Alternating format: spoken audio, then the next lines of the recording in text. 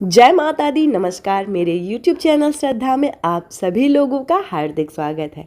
उम्मीद करती हूँ कि आप सभी सुखी और स्वस्थ होंगे, भगवान की भक्ति में व्यस्त होंगे और माता रानी की पूजा में मन और तन से समर्पित हो गए होंगे। चलिए जानते हैं आज इस वीडियो के माध्यम से घट स्थापना की विधि, नवरात्र से जुड़ी कुछ महत्वपूर्ण बातें। नवरात्र में घट स्थापना के लिए पहले पूजा स्थल को साफ करें और पूर्व दिशा में मुख करके बैठें। एक मिट्टी के बर्तन में जौ बोएं और एक कलश में गंगा जल, पानी, सुपारी, सिक्के, हल्दी, दूर्वा और फूल डालकर इसमें लपेटें। कलश पर स्वास्तिक बनाकर आम के 5-7 पत्ते रखें। ढक्कन लगाकर चावल भरें और उसके ऊपर एक नारियल रख दें। कलश को देवी के सीधे हाथ की ओर स्थापित करें और फिर अखंड ज्योति जलाकर देवी का स्मरण करें। अब जान लेते हैं कि घट स्थापना की सामग्री में क्या क्या जरूरी होता है।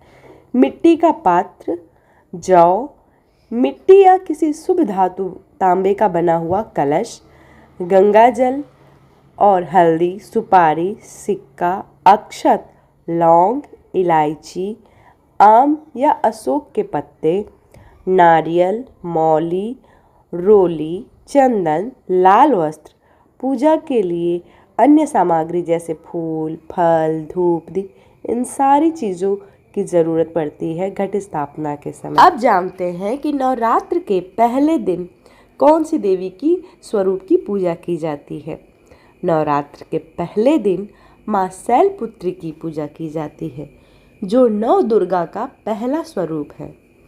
इस दिन प्रातः स्नान करके मंदिर की सफाई की जाती है, अखंड ज्योति प्रज्वलित की जाती है और घट स्थापना के बाद माँ के सामने घी का दीपक जलाकर मंत्र जाप किया जाता है। माँ शैलपुत्री को लाल फूल, सिंदूर और मिठाई का भोग लगाया जाता है।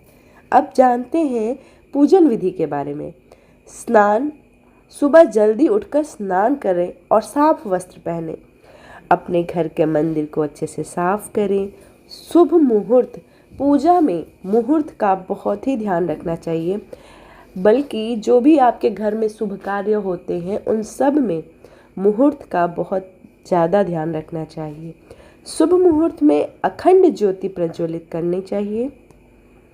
चौकी पर लाल वस्त्र बिछाकर माँ शैलपुत्री का चित्र स्थापित या कोई मूर्ति हो तो वो स्थापित करनी चाहिए।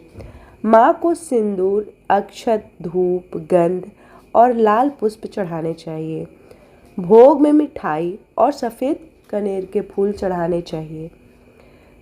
मंत्र जाप करें, ओम शैलपुत्री नमः या देवी सर्वभूतेषु माँ शैलपुत्री रूपेण संस्था नमस्तस्यै नमस्तस्यै, इस तरह से जाप करें। उसके बाद माँ की आरती करें और पूजा का समापन करें। साथ में ही माँ शैलपुत्री की कथा भी जरूर पढ़ें। माँ शैलपुत्री पर्वतराज हिमालय की पुत्री होने के कारण ये नाम पड़ा। पूर्व जन्म में ये सती थीं, जो अपने पिता दक्ष के यज्ञ में पति के तिरस्कार के कारण खुद को अग्नि में भस्म कर चुकी थीं।